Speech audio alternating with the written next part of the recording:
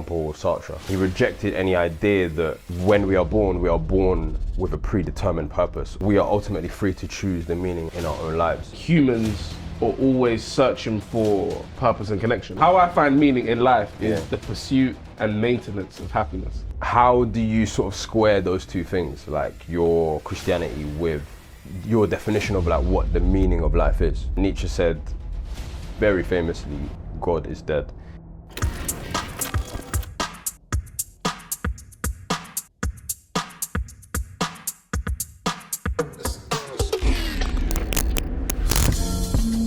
Yo, what's going on?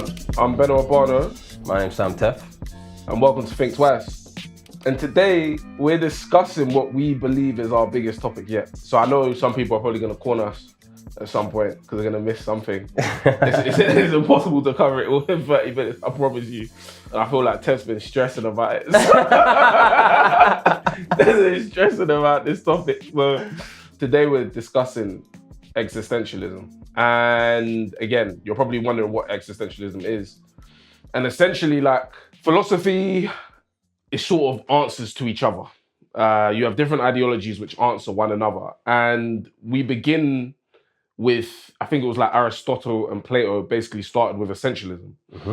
And essentialism, if you don't remember, we discussed it last season, but essentialism is basically things have properties which are essential to its purpose. So with humans, for example, it's saying that humans are born with essential properties. So like if we looked at a knife, for example, you can have two knives, right? You can have a wooden knife and you can have a plastic knife. You can remove the wood or you can remove the plastic and it's still probably a knife, but you remove the metal and it's no longer a knife, if that makes sense. So those are the essential properties attached to that. And that was essentialism. We won't go too deep into that because that's not important right now. But it's saying humans have essential parts to them. And the reason why essentialism is important, actually, this is probably an important point, is that it says that you're born with meaning because you have an essential part of you, so you're born with meaning. Exactly. Your essence is predetermined. Exactly. And then you have something called nihilism, which is basically the idea that life is meaningless. The rejection of that prescription. Exactly. And that's where nihilism came along just a little bit later. Then after that, here we are at existentialism, which is the idea that you can find meaning in your own life. Exactly. I got that right. I've explained it well for 100%. Yeah, that was good. Very well. And what the nihilists said was that life is meaningless. There's no point to all of this. They also rejected what the essentialists said, which is that essence comes before existence. Yeah. In the same way the nihilists did. But they said that the purpose of life, the essence of you as a person, can be prescribed to you after your existence. So existence precedes essence. That's what the existentialists think about the meaning of life, the nature of existence. That you find the purpose yourself. Exactly. You find the meaning yourself. And the reason why we say it's the biggest topic we've looked at so far is that if we think about existentialism, the word comes from and the thought comes from existence. So in a sense, everything is existentialist, right? It's about the existence of human beings. And that's why I was stressing this week. Yeah. On to our first question, which gave Tef sleepless nights. How do you find meaning in life? I align with the existentialists here. So I think that existence precedes essence.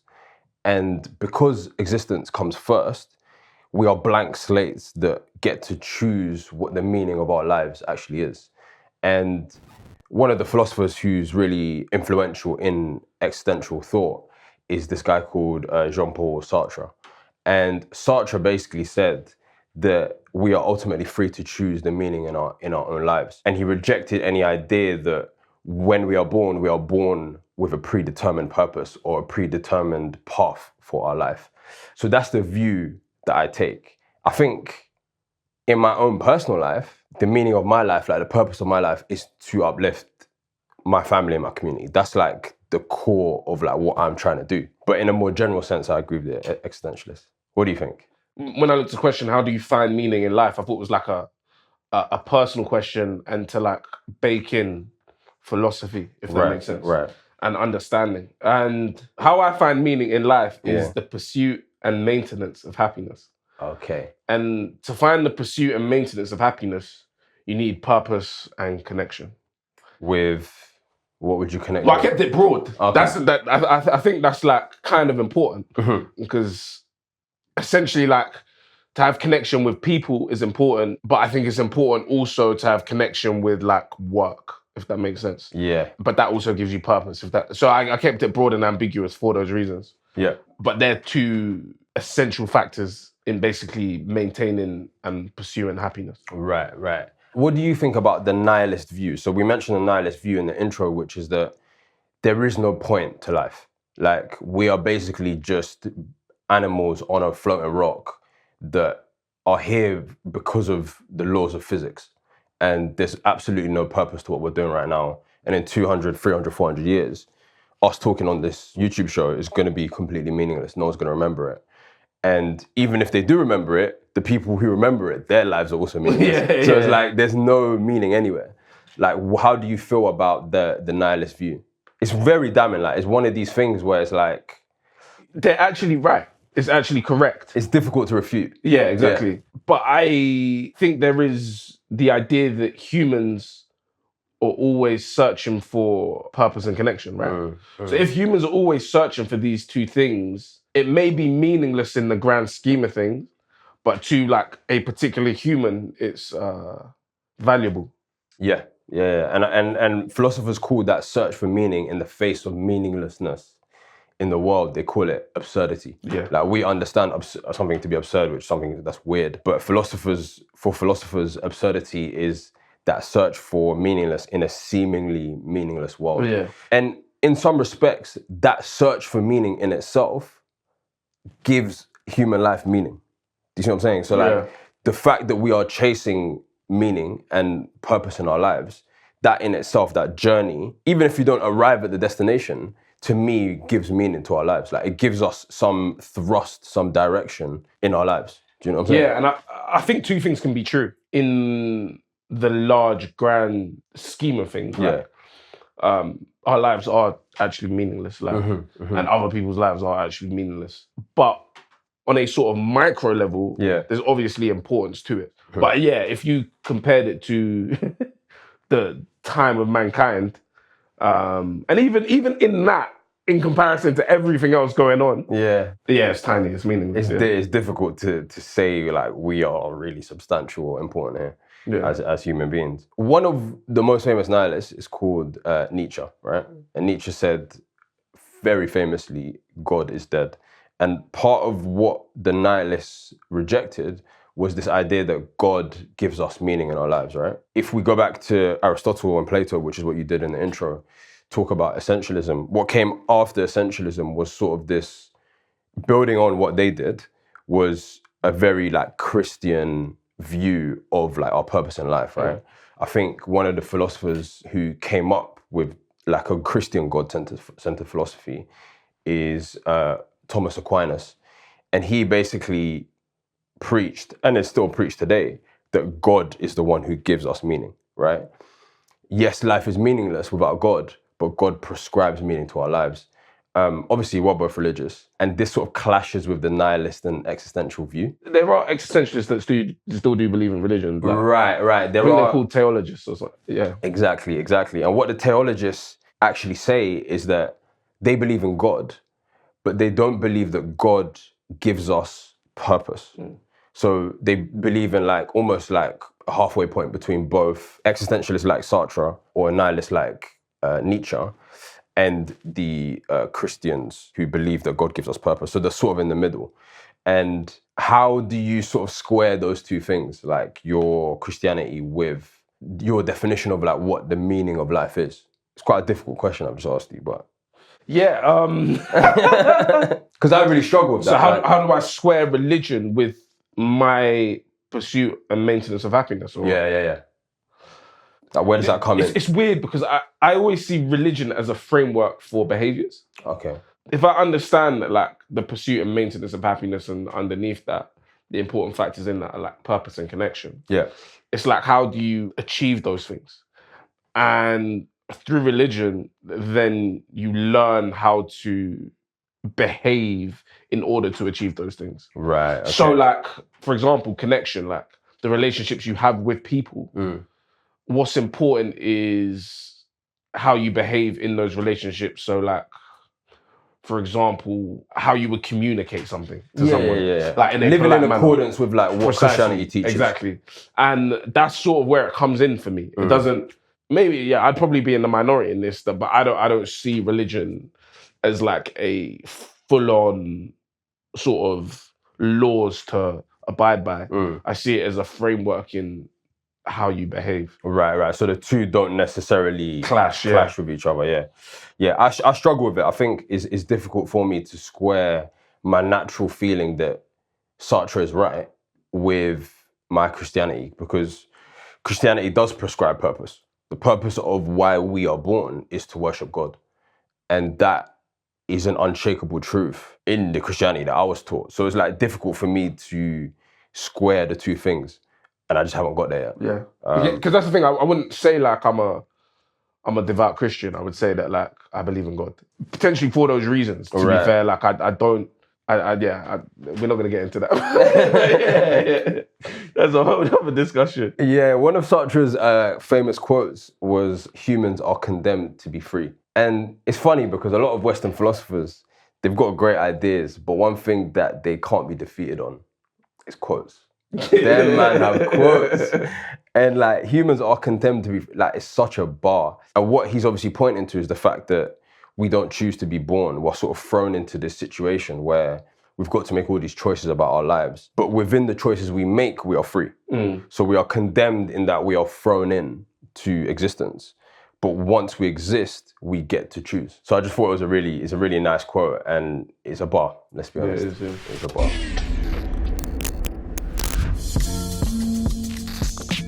On to the second segment. Which I actually found a more interesting question. Is suffering an essential part of personal growth? I think it is. I think suffering definitely is an essential part of personal growth. And the reason I think that is that suffering is an unavoidable condition of humanity. Either way you cut it, suffering is baked into being a human. From the moment we're born, we suffer. Like, even if you've got the greatest life, you've got no sort of mental problems, you've got no anxiety, you've got no existential dread. We age. Everyone ages. Like, as you grow older, your limbs become brittle, your skin wrinkles, you get pains, aches, and illnesses all throughout your body. And all of us die from that aging process. So for me, suffering is baked into the human condition, and coming to terms with that is an important part of personal growth. Overcoming suffering is sort of like important for resilience and self-awareness and like a sort of deeper understanding of like an individual and your own self. Yeah. There was something that like a philosopher did called the dialectical process. Have you heard about this? It was kind of what you were talking about at the start, like this back and forth between philosophies and philosophers. That's kind of part of dialectic processes. And it was Hegel sort of, and it was the idea that you understand something to be true, something else happens that affects the thing you understand to be true, and then you find something new. And then you have now a higher level of oneself. Right. And that's basically what suffering is. So like, oh, I want to be the best employee at my company. I want to run this company someday. And so you begin to do that. And then you realize that trying to run this company means I have no time for family and friends. Yeah. And realizing you have no time for family and friends means that you now have to implement that in, and you have to question whether that is something that you actually want. And then now you find a new understanding of yourself. Right. And that's the suffering that you faced. And then it's sort of like a contradictive process in order to find a better version of yourself. Right. And so in order to be the best versions of yourself, suffering is pretty much essential. 100%. It's very interesting that you say that about suffering, that idea that, like, say, for example, the example you gave, you want to be the best at your job, right? Buddhists actually say, like, that desire to be something is the source of all suffering. And that's why humans always suffer. And they have this, they call it dukkha in Buddhism. And there's a type of dukkha that stems from the fact that we want stuff, but stuff is always changing.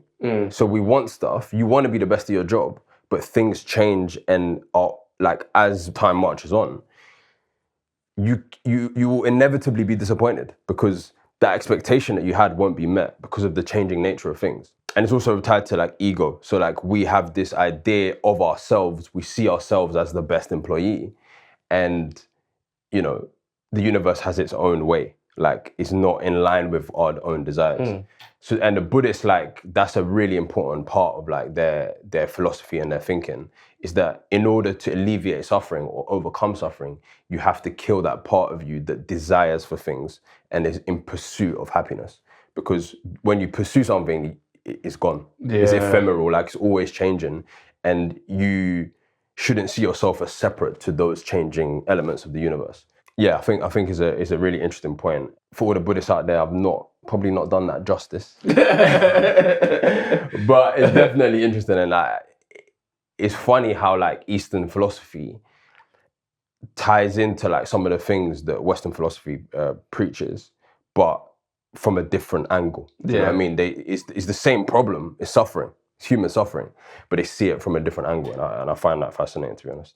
Yeah, it's just similarly with like Hegel. I just thought it was like a clear way to break it down. Do you know what I mean? Like you have a thesis and antithesis and a synthesis, and a sort of, you end up always getting to the better version of yourself if you always apply that process. Do you know what I mean? Yeah, 100%. And I think a lot of like the way Western like thought and epistemology works is like that. It's like the scientific method is we test something, we come to a conclusion until a better test comes, then we challenge that, and then we get to a better version of the test and a better conclusion. I think that's actually a good way that we can see that how philosophy and science sort of intermingles. Like the methodology of philosophy and science is always like intermingling and changing each other, especially around that period, you know what I mean? Yeah, it's just a bunch of tests, isn't it, basically? Yeah, 100%.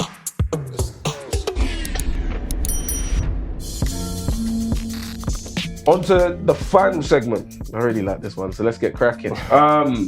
You are a successful social media content creator with millions of followers, predominantly children and teenagers. Your content typically revolves around viral challenges, prank videos, and light-hearted entertainment that garners high engagement and sponsorship from brands targeting youth demographics. While your content is immensely popular and financially lucrative, critics argue that it perpetuates brain rot by promoting superficial values, triviality, and a lack of intellectual or moral depth among young viewers. Do you continue to make that content or switch to a more ethical and conscious style of content, although it could impact your ability to earn money? I think it's time to change the content. It's time to change the content because fundamentally, especially since we're talking about existentialism, right? What you do, what you choose, the path you choose to take in life means something. It's important. And what I think... What does it? I think it means something because it's like, that's who you are. Like, you are like a sum of your choices. You are a sum of like the decisions you choose to make and the path you choose to take in life. And you can't just continue to just pump out this garbage. For all intents and purposes, it is garbage. It seems to be garbage. For money, it seems very shallow and like quite short-sighted to me. How do you feel? I started off there. I started off with, you have to change this, like. But then I was like, your work isn't everything. If I find purpose and connection in other parts of my life, like, I can still make this rubbish. Yeah, but it doesn't, like, so going back to what I said in segment 1, for me, I need to uplift my family, my community. But you can still do that. You're almost detracting from it, don't you think?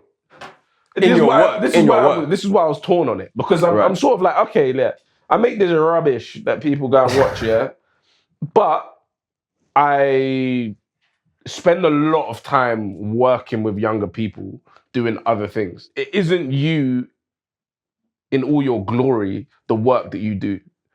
And I think if you're able to like do well from this work, you just happen to be better than other people doing this rubbish work. You can contribute in other ways.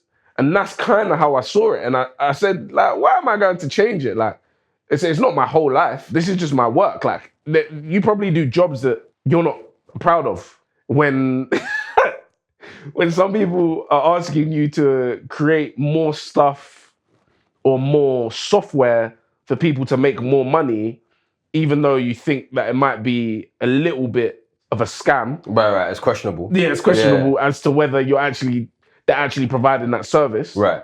You still do it, right? Like, well, my understanding of it is that it's not your whole world. It's a fair point. It's a fair point. I do actually see that point.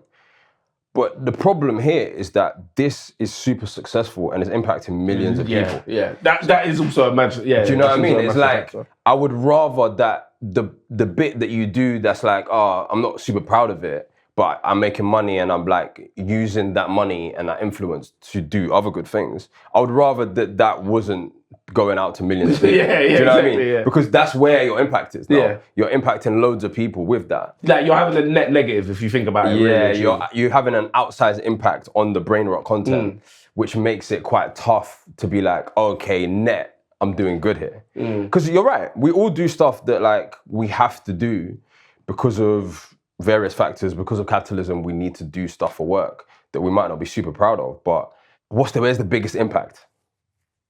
And in this scenario, it seems to be in that content, in the brain rot content, which makes me think that you could change that content. And let's be honest, when you change the content, it's not going to be like revenue goes to zero. Yeah. Do you know what I mean? You can do it in a way that like takes a large part of your audience to that part of your creative process, you know what I mean? And give them that content that you feel is more beneficial to them. So I think there's a way. You see what I'm saying? There's a way to get there. Yeah, maybe just baking like a bit more conscious content. Yeah. But I wouldn't say do away with that brain rot stuff that you be doing. Have you come across proper brain rot content? No, I like I've never consumed it in my life, yeah. It is bad. Like on TikTok has brain rot content and it's shocking. What are like the sort of metrics or like that make it brain rot content? First of all, there's a large section of content that calls itself brain rot. Okay. So it's like brain rot, it's kind of meta, so it's like brain rot, but it's like tongue in cheek. Yeah, right? okay. But brain rot content is like the type of content that is so devoid of like meaning and devoid of any like meaningful context. It just feels like garbage. It just feels like it's there to like Pass time. Yeah. Literally, you're on your phone and it's just there to pass time. And there's obviously aesthetics of like certain types of brain rot content that changes from like month to month, week to week, trend to trend. So I can't put my finger on it. I'll show you some brain rot content after the show. And maybe your views will change slightly. Yeah. Thank you for joining us. Much love and see you soon. All right, take care. See you next week.